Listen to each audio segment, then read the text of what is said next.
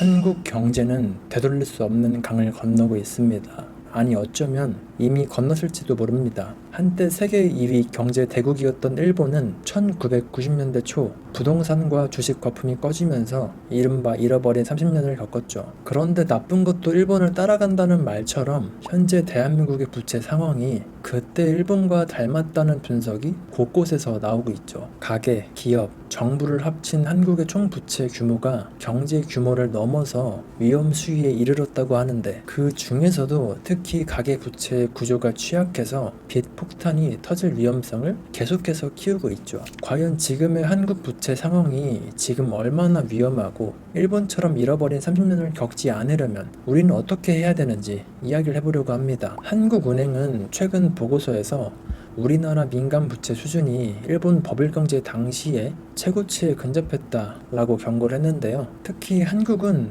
좀 특이한 게 가계 부채의 대부분이 부동산으로 몰려 있어서 부동산 같은 자산 시장 거품이 꺼질 경우에 연쇄적인 금융 부실과 은행 위기로도 번질 수가 있죠. 그래서 국가나 정부 차원에서 선제적인 리스크 관리가 절실하다고 강조를 하기도 했는데, 실제로 현재 한국의 GDP 대비 민간 부채는 207.4%로 일본 거품의 절정기였던 1990년대 초 약 214%에 육박하는 수준인데요. 이 부채 중에서도요, 가계 부채 비중이 45%라서 거품기 일본의 약 32%보다도 가계 쪽으로 훨씬 치우쳐 있는 모습이죠. 그래서 한국의 부채가 일본보다 더 악성일 수 있다는 지적이 나오고 있고, 한국뿐만 아니라 전 세계가 지켜보고 있기도 하고요. 먼저 거시 지표부터 볼게요. 한국의 부채 규모는 경제 규모 대비를 볼 때 이미 일본의 거품 경제 시기 수준에 와 있습니다. 일본은 1980년대 후반 초저금리와 과잉 유동성으로 돈이 부동산과 주식에 몰리면서 거품이 커졌는데, 1986년에서 1989년 사이 일본의 주가와 부동산 가격은 매년 20%에서 30%씩 폭등을 했고요. 1991년 거품 정점 당시에는 도쿄 주택 평균 가격은 불과 8년 전인 1983년에 비해 2.5배가 올랐고 상업 용지는 3.4배로 뛰어 올랐다고 하더라고요. 그러다가 일본의 은행이 1989년부터 급격하게 금리를 올리고 부동산 대출 총량 규제를 도입을 하니까 거품은 급속도로 꺼졌고, 불과 10년 만에 부동산과 주식 가격이 1983년 수준으로 돌아가 버렸죠. 이게 거품 기간 동안 오른 값을 모두 반납한 건데, 그렇다면 한국의 자산시장은 어떨까요? 최근 한국도 저금리 기조 속에서 부동산 가격이 지난 10년 동안 급격하게 상승을 했었죠. 특히 2020년에서 2021년에는 영끌이나 비투라는 말이 유행할 정도로 대출을 끌어모아서 투자에 나서는 열풍이 불었던 거 기억하시죠? 그 결과 집값은 엄청나게 가파르게 올랐고, 한국의 주택 가격은 소득 대비 엄청나게 비싼 수준이 됐고요. 그 당시에 집값을 잡겠다고 부동산 규제를 했지만 오히려 집값을 잡기는커녕 집값 상승을 부추기면서 너도 나도 집을 샀던 게 그때 시장이었던 것 같아요. 제 주변에서도 진짜 투자 안 하면 바보라는 소리를 들을 때라 저도 투자를 처음 시작했던 게 그쯤이거든요. 어쨌든 예를 들어서 PIR 비율을 보면요, 우리나라 평균 집값은 평균 가계 소득 대비해서 26배 정도 된다고 해요. PIR이 뭐냐면요, 주택 가격 대비 연소득 비율을 나타낸 건데, 쉽게 말해서 한 푼도 안 쓰고 26년치 월급을 모아야 집 한 채를 살 수 있다는 뜻이라는 거죠. 이 수치는요, 전 세계 100여국 중에서도 11위에 해당하고 웬만한 주요국 중에서는 찾아보기 힘든 수준인데요. 지금 옆나라 일본은 10년 정도가 되고, 심지어 일본의 거품 붕괴 직전 도쿄의 PIR 비율도요 18배였다고 하니까 지금 한국의 집값이 얼마나 부담이 되는지 짐작을 할 수가 있죠. 다행히 한국 부동산 가격은 2022년 이후 금리 인상의 영향으로 안정이 되는 것 같았지만, 최근에 다시 서울 중심으로 가격이 상승 추세로 돌아서면서 거품이 꺼지긴커녕 다시 커질 거라고 보는 사람들도 많더라고요. 나라 입장에서도 함부로 가격을 잡는다고 급격하게 금리 인상을 하거나 규제를 하면요, 일본의 경우처럼 자산 시장에 거품이 빠지면서 가계와 기업에 대한 거대한 충격을 줄 수가 있기 때문에 어떻게든 안 건드리려고 하는 모습인 것 같은데, 근데 한국 부채의 가장 큰 취약점으로 가계 부채가 문제입니다. 앞에서 말씀을 드렸지만 전체 부채에서 가계 부채 비중이 일본보다 훨씬 높았었는데, 부채의 질적 구조가 위험 신호를 계속해서 보내고 있습니다. 한국 가계대출의 상당 부분이 부동산 담보 대출에 몰려 있고 변동금리 대출 비중이 아주 높은 게 문제인데 2022년 가을 한때에는요 은행권 가계대출의 79.1%가 변동금리 상품이었고 2023년에도 70%가 넘는 대출이 고정금리가 아니라 변동금리였다고 해요. 변동금리는 다들 아시겠지만 금리가 오르면 대출 이자가 그대로 따라 늘어나서 이자 부담이 커지는 상품이죠. 실제로 2022년에서 2023년 한국은행의 가파른 기준금리 인상 후에 많은 가게들이 늘어난 이자 때문에 소비를 줄이고 허리띠를 졸라맸고요. 그래서 월급을 받더라도 대부분이 이자로 나가니까 실제로 소비를 할 돈이 없어서 자영업자들도 같이 힘들어지는 그런 악순환에 빠지기도 했죠. 심지어 DSR이 40%가 넘는 사람들이 상당수였고요. 70%가 넘는 사람들도 엄청 낮다고 하더라고요. DSR이 뭐냐면요. 소득 대비 부채 비율을 말하는 건데 만약에 내가 100만원 월급을 받으면 70만원을 빚 갚는 데 쓰는 사람들이 있다는 거예요. 근데 사람이 밥도 먹고 사회생활도 하면서 살아야 되는데 이게 또 생활비가 부족하니까 카드 돌려막기 하고 악성 대출을 하고 이런 게 악순환처럼 반복이 되면서 부채가 걷잡을 수 없이 커진 사람들도 엄청 많다고 하더라고요. 상식적으로 연소득의 70% 이상을 빚 갚는 데 써야 된다면 사실상 파산 직전이랑 다름이 없죠. 근데 문제는 이런 위험한 부채를 가진 가구가 적지 않다는 겁니다. 한국 가계의 가처분 소득 대비 부채 비율은요 이미 200%가 넘어섰다는 기사를 봤었는데 가처분 소득 대비해서 부채가 200%라는 건 뼈 빠지게 일해서 번 돈을 한 푼도 안 쓰고 2년간 모아야 빚을 다 갚는다는 뜻입니다. 2008년에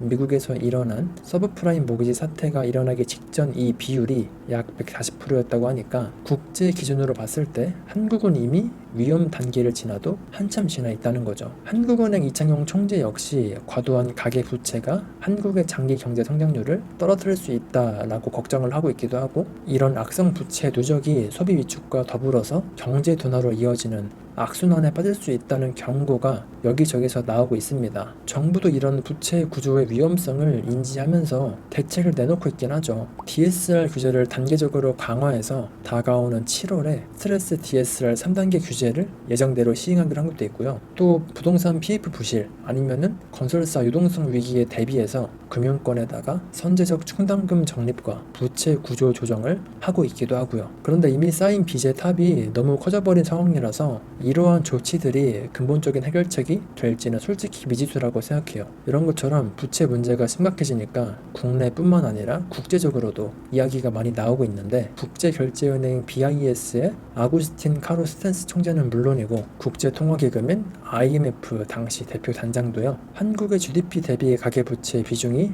OECD 국가 중에서 최고 수준이라면서 부채 증가 억제에 정책적 노력을 기울일 필요가 있다라고 경고를 했었어요. OECD나 세계은행 같은 통계치를 봐도요. 한국의 가계부채 비율은 전 세계 최상위권에 속하고 있고 코로나 이후로 많은 국가들이 민간 부채를 줄였지만 특히 한국만 유독 부채가 계속 증가를 해왔다고 합니다. 솔직히 금리 인상을 확 해서 터뜨릴 건 터뜨리고 갔어야 된다고 보는 사람들도 많았는데 아무래도 그렇게 하지는 못했죠. 그래서 국내 전문가들의 우려도 상당히 크더라고요. 한 금융 칼럼니스트는요. 한국의 민간 부채는 일본보다 더 악성일 수 있다 라고 하면서 일본의 거품 붕괴 전에는 민간 부채 중에서 가계빚이 3분의 1 수준이었는데 한국은 절반 가까이 차지하니까 부채로 인해서 소비를 줄이고 이게 더 큰 경기 침체로 이어질 위험이 크다는 겁니다. 지금까지 대부분의 가계 대출도 그렇고 앞으로도 그렇고 주로 부동산에 집중이 돼서 기업이나 개인의 성장이나 생산성 향상에 기여하지 않고 그냥 무작정 부동산 거품만 키우고 있으니까요. 그리고 만약이라도 거품이 꺼지게 된다면 남는 거는 부실 채무랑 좀비 기업들도 엄청나게 많을 거고요. 실제로 2014년 이후 지난해까지 부동산 관련 대출이 매년 100조 원 넘게 급증을 해왔는데요. 특히 2022년 말에는 부동산 부문 대출 잔액이 무려 1932조 원에 달해서 전체 민간 부채의 절반을 차지한다고 했어요. 말 그대로 부동산에 짓눌린 경제인 건데 이게 바로 80년대 말 일본이 맞닥뜨린 상황과 판박이라는 거죠. 문제는 일본은 한때 미국의 패권을 넘볼 만큼 세계 2위 경제라는 버팀목이라도 있었지만 한국은 그만한 체력 비축이 없다는 점이 가장 큰 문제인 거죠. 만약에 때가 돼서 가계부채 문제가 터지면 경제 전체가 흔들릴 수 있다는 겁니다. 사실 이런 문제는 이제 국가는 물론이고 있고 서민들도 다 아는 문제인데, 그렇다면 이제 도대체 뭘 해야 될까요? 우선은 인식의 전환이 필요하다고 생각합니다. 지난 수년간 대한민국 사회는 빚내서 집 사라, 영끌 해서라도 내 집 마련을 하자, 이런 게 유행이었잖아요. 빚을 내서 투자하면 돈 벌 수 있다는 그런 환상이 퍼졌었고요. 그런데 빚으로 얻은 자산의 호황은 언제까지나 영원할 수가 없고, 거품은 언젠가는 터지기 마련이죠. 물론 강남이나 이런 곳들은 어차피 우상향을 하긴 하겠죠. 하지만 남들 다 사니까 등 떠밀려서 사는 지역들은 오히려 리스크가 될 수가 있다는 겁니다. 일본의 사례를 보면 알 수가 있죠. 일본도 버블 경제일 때 도쿄 부동산 가격이 2배에서 3배 폭등하다가 60% 가까이 빠졌는데, 2013년 이후에 반등을 하더니 2023년에는 그 고점을 갱신했다고 하더라고요. 그런데 그에 반해서 도쿄같이 대도시가 아닌 곳들은 여전히 회복을 하지 못했고 대다수가 계속해서 침체가 됐다고 해요. 그래서 부동산을 살 거라면 꾸준하게 수요가 받쳐줄 만한 곳을 사야 되는데, 이제 일반 서민들이 그런 곳을 사는 건 불가능에 가까워서 무조건 내 집 마련 이런 것보단 전략을 잘 세우는 게 좋다고 생각합니다. 그래서 정부도 부동산 경기 부양에만 매달릴 게 아니라 가계 부채 연착륙을 최우선 경제 과제로 삼아야 되는 거죠. 다행히 최근에 정부도 부채 증가율 억제, DSR 규제 강화 등등 대책을 내놓고 있기는 한데, 당연한 이야기겠지만 정책 기조의 일관성과 강도가 중요하긴 하겠죠.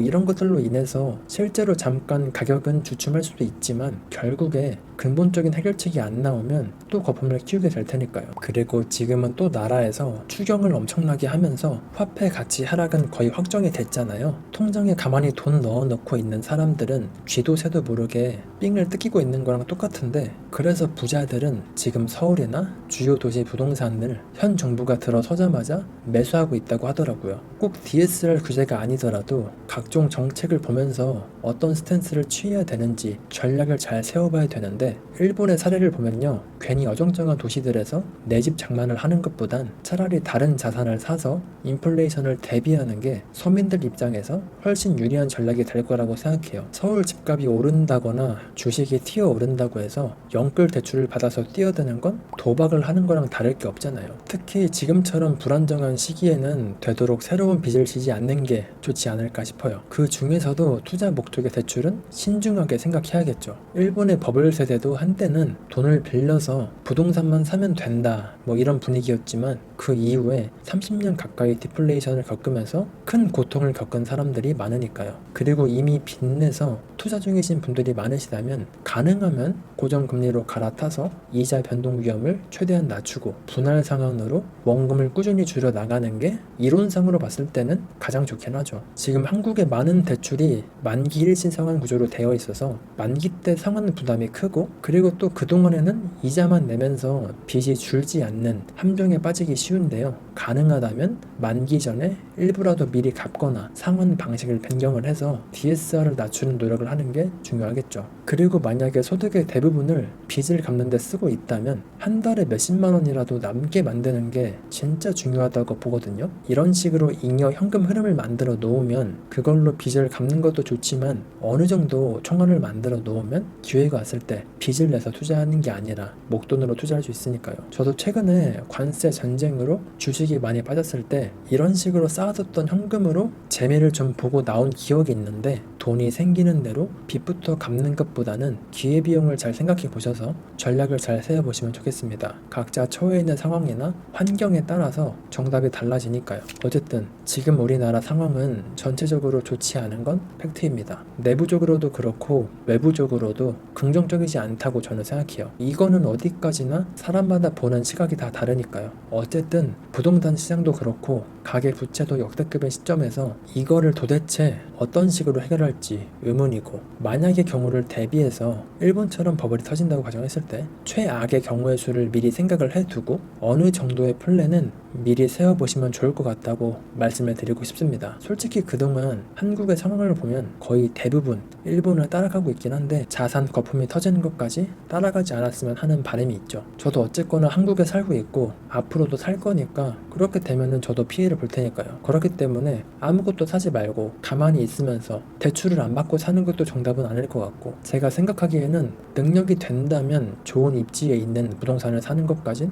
나쁘진 않을 것 같은데, 그게 안 된다면 각자 도생해서 내 소중한 시간을 갈아 넣어서 번 돈을 지킬 수 있는 자산을 미리 조금씩 사두는 게 정답에 가장 근접하지 않을까 싶어요. 일본의 버블 붕괴는 더 이상 옆나라 이야기가 아닙니다. 왜냐면 현재 한국의 경제 지표와 부채 구조는 놀라울 만큼 당시 일본과 닮아 있고 어쩌면은 그 이상이기도 해요. 물론 경제 규모나 구조가 다르기 때문에 똑같이 비교할 수 없겠지만 터지면은 더 크게 터질 거라는 전망이 많죠. 어쨌든 이 세상에 절대 100%는 없으니까 그냥 최상의 시나리오와 최악의 시나리오는 항상 생각을 해두면서 소중한 내 돈과 자산을 지키셨으면 좋겠습니다. 앞으로도 꾸준히 부동산 시장은 물론이고 한국 경제가 어떻게 흘러가는지 지켜보고, 그리고 또 관련된 내용이 있으면 정리해서 말씀을 드리도록 할게요. 제가 전문가가 아니라서 저도 하루에 몇 시간씩 여기저기 뉴스랑 기사 찾아보면서 저도 공부를 하면서 말씀을 드리는 거라 앞으로 어떻게 될 거다 뭐 이런 식으로 예측을 하거나